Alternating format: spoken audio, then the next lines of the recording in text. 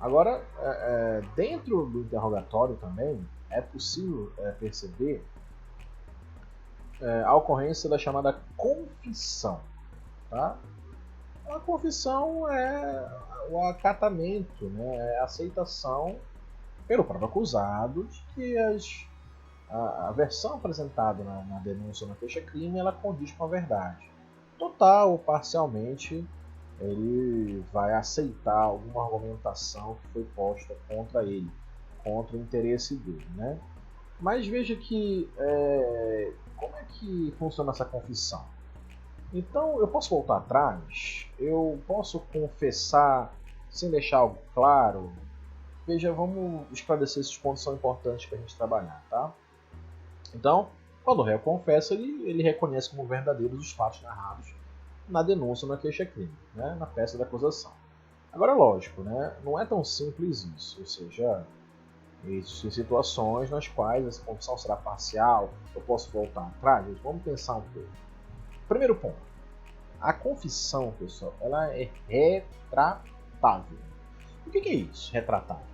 Confissão é retratável, ou seja, porque o réu tem o direito de mudar de ideia e voltar atrás em sua confissão. Mas como? O professor já falou, palavra o vento leva, não dá para voltar atrás. Sim, a confissão dá. É um direito que ele exerce. Lembrem que o interrogatório do acusado é um meio de prova, mas também é um meio de defesa, sistema híbrido, ou seja, da mistura dos dois. A gente contou isso nos vídeos anteriores. Então, atenção. Se por acaso o acusado quiser refazer a sua versão, modificando as informações, ele poderá fazê-lo. Porque é garantia de ampla defesa constitucionalmente falando, se garante ao exercício da ampla defesa, da plena defesa, e aí o acusado pode ser retratado. Né? Agora veja, se o acusado se retratar, se ele começar a falar, depois mudar de ideia e falar que não fez nada disso, muito provavelmente o juiz vai suspender aquela audiência e vai remarcar uma nova audiência para que se proceda um novo interrogatório. Para que nesse prazo o acusado possa pensar melhor na versão que ele vai dar e escolher uma que ele não se arrependa. Então você tem aí um novo interrogatório nos casos da retratação na confissão. Tá? Outra, não tem confissão que não seja expressa, ou seja, não existe confissão tácita. Toda confissão ela tem que ser de forma expressa. Eu tenho que falar da excelência. E o juiz é bem claro. Pergunta. O que aconteceu? A denúncia narra aí, vai ler a denúncia, narra isso. Sobre o que foi apresentado, o senhor, fulano de tal, essas informações são verdadeiras? Não são verdadeiras? Dê a sua versão para os fatos. Aí, se ele disser assim, não, excelência, essas informações são verdadeiras. Essas informações são falsas. Ou são metade é verdade, outra metade não é. Acontece muito isso, né? O acusado fala assim, olha, nem tudo é mentira, parte é verdade, outra parte não é verdade. Então, nesse momento, o juiz vai perceber que se ele disser que foi só metade que é verdadeiro, então a confissão vai ser parcial, a outra não vai englobar o resto, né? Só naquilo que ele confessou. Mas, em último caso, não esqueça que não existe confissão tácita. Toda confissão deve ser clara, expressa, na qual o juiz perceba qual foi a informação passada na versão do acusado. Tá? Outra, como no interrogatório pessoal, a confissão também será. Uma coisa decorre da outra. Não existe confissão através do advogado ou por representante do acusado. Não existe confissão se não for pelo acusado. O advogado não pode confessar pelo acusado. O acusado não pode mandar um representante para contar a história. Não existe isso. É a versão do acusado que vai indicar que houve ou não houve a confissão. Né? Outro ponto interessante também é que ele é sempre um procedimento judicial. Esses pontos aqui se equivalem muito ao interrogatório que nós vimos em sala de aula e nós vimos aqui nos vídeos também. A confissão ela é semelhante ao interrogatório, ou seja, ela é um procedimento judicial, ou seja, eu só posso fazer perante o juiz, e ela é totalmente, aqui é mais um ponto, totalmente voluntária, quer dizer que em nenhum momento alguém pode forçar o acusado a falar alguma coisa que ele não deseja falar, e se isso acontecer, gera uma causa de nulidade absoluta do processo. Tá? A confissão sobre tortura, sobre uma coação, sobre uma ameaça, isso invalida o ato processual totalmente, ok?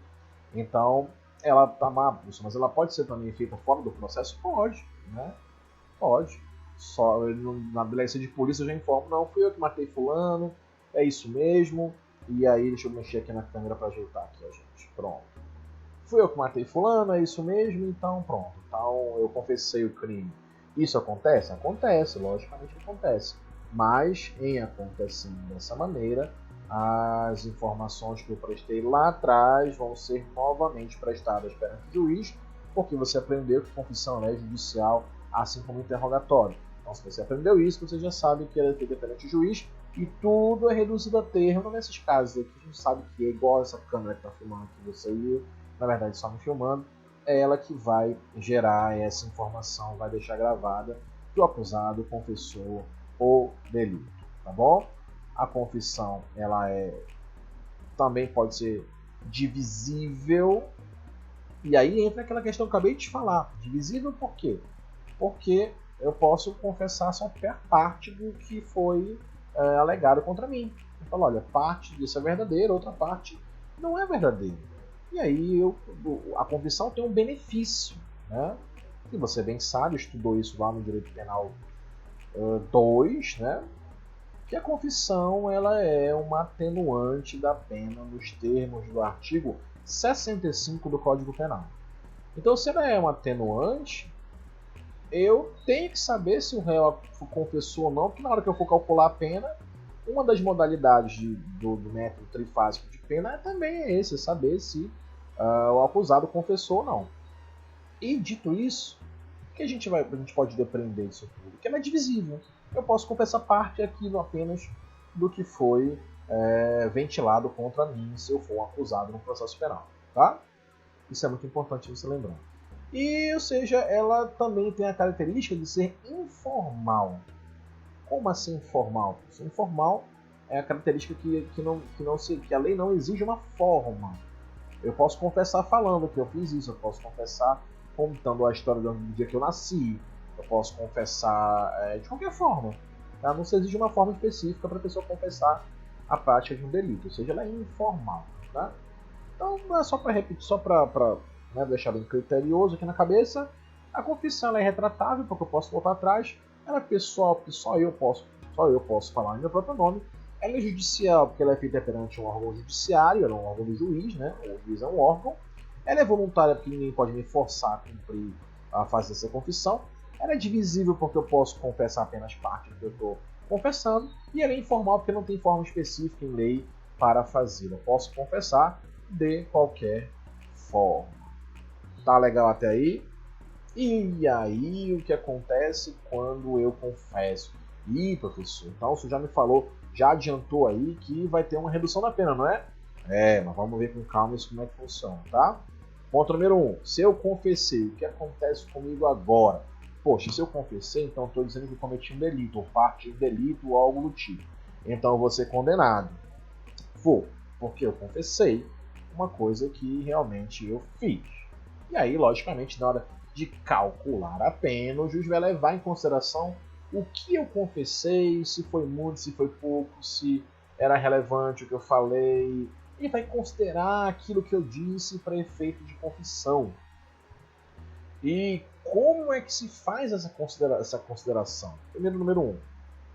Olha, nós podemos ter uma confissão simples. Como é que o réu confessa na forma simples? Quando ele confessa os fatos narrados pela acusação. Ele confirma os fatos. Tá, o fato qual foi? O fato que eu cheguei aqui e atirei em alguém. Ele vai lá e fala, realmente, eu estive aqui e eu atirei em alguém. confessei de forma simples, é porque eu confessei que os fatos que foram narrados na denúncia estão corretos e eu que matei mesmo. Essa é a primeira possibilidade, que é da confissão simples. A confissão complexa, e aí nós vamos ter uma pequena questão doutrinária, tá?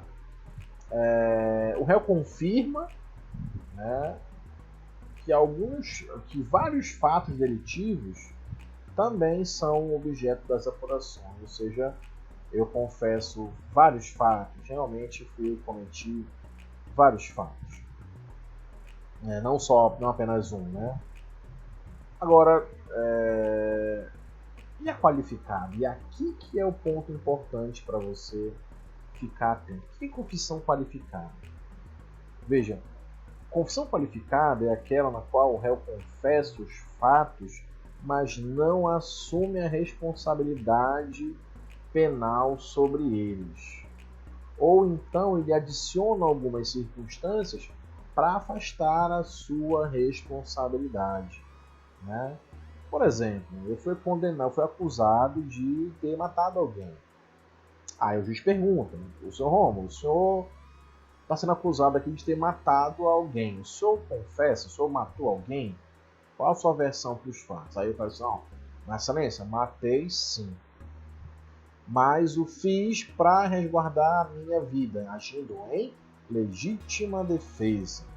Pronto, isso é confissão qualificada, ou seja, eu confesso os fatos, mas eu adianto um elemento que, muito embora tenha confessado, vai afastar a minha responsabilidade, como, por exemplo, um excludente de ilicitude. Né? Uma excludente de ilicitude, na verdade. Falei um. É uma excludente de ilicitude. Então, ele vai alegar qualquer uma delas, e isso vai afastar a responsabilidade. E notem que ele estava confessando o fato, mas ele não assume a responsabilidade penal sobre aquilo que ele está alegando. Tá? E você vai encontrar essas informações também no artigo 198 do Código de Processo Penal. Veja, será que eu não tenho direito a ficar calado? Tem. O ônus da prova, a gente comentou sobre isso, cabe sempre a quem alega. E eu também comentei com vocês no vídeo anterior que esse ônus da prova, ele cabe a quem alega. Isso quer dizer, então, que eu não alegando nada, não preciso provar nada. O Ministério Público sempre vai ter que provar alguma coisa, porque eles simplesmente vão entrar com ações, né? Eu não, eu sou acusado, eu não provo nada, se eu ficar calado, para mim não surge nenhuma responsabilidade de ter que provar alguma coisa. Esse é o direito ao silêncio, previsto no artigo 198, também previsto na Constituição Federal, mas previsto principalmente no artigo 198 do Código de Processo Penal. Né? Então, o silêncio do acusado não importará a confissão. Quer dizer o seguinte, quem cala não consente, como se fala na linguagem popular. Quem cala consente, está calado então porque tem culpa. No processo penal, quando a gente se cala no processo penal, a gente está dizendo o seguinte, olha, eu não quero alegar nada, porque se eu alegar alguma coisa, eu vou ter que provar, e pode ser que eu não tenha essa prova na mão, então eu não quero me comprometer com uma coisa que eu não tenho como provar. Então eu vou deixar na responsabilidade da outra parte, e ela que tem que provar o que ela está me acusando, senão eu serei absolvido. Esse é o silêncio do acusado. Até aí tudo bem, né? Beleza. Agora veja, esse silêncio, ele pode ser usado, e ele é usado geralmente, para que o juiz tome como elemento de convicção. Atenção, cuidado que eu vou falar para vocês. Né? Muito embora o artigo 198 informe que esse silêncio pode constituir elemento para a formação da convicção do juiz, na verdade, essa última parte ela não vem sendo recepcionada pela ordem jurídica vigente, porque, muito embora o juiz leve em consideração o silêncio, eu acho que esse cara ficou calado, então ele cometeu mesmo o crime, né? Eu acho que foi. E é o que diz o 198, então ele pode usar esse silêncio como elemento da convicção dele. Só, o que acontece? Ele não pode condená-lo com base nisso. Né? Ele não pode dizer, mas ele ficou calado, então pressupõe que ele cometeu o mesmo crime e vai lá e condena a pessoa. Não, ele só pode julgar motivando a sua decisão, e essa motivação será com base nas provas apresentadas no processo. O silêncio dele não gerou nenhuma prova, porque ele não falou nada. Né? Então, por mais que o artigo 198 contenha essa informação, que o silêncio pode formar a convicção do juiz, a doutrina, por exemplo, em peso, vem entendendo que esse artigo é meio inconstitucional, né? Porque no final, no caso final dele, né? Porque o juiz não vai poder condenar ninguém com base no silêncio, e sim com base nas provas apresentadas nos autos. Não as tendo, a absolvição é o caminho que se impõe. E aí o acusado será libertado, tá? Ou desresponsabilizado, essa palavra nem existe, inventei agora, não será responsabilizado pelo cometimento do delito, tá? E como é que vai ser ouvido? Né? Aí daqui a pouco a gente vai passar para outro ponto importante, que é a oitiva do ofendido, da vítima. Nem sempre a vítima está morta, né? Já está viva lá, vai poder falar em juízo também. Daqui a pouco a gente vai falar sobre esse tema. Tá? Um abraço, até mais.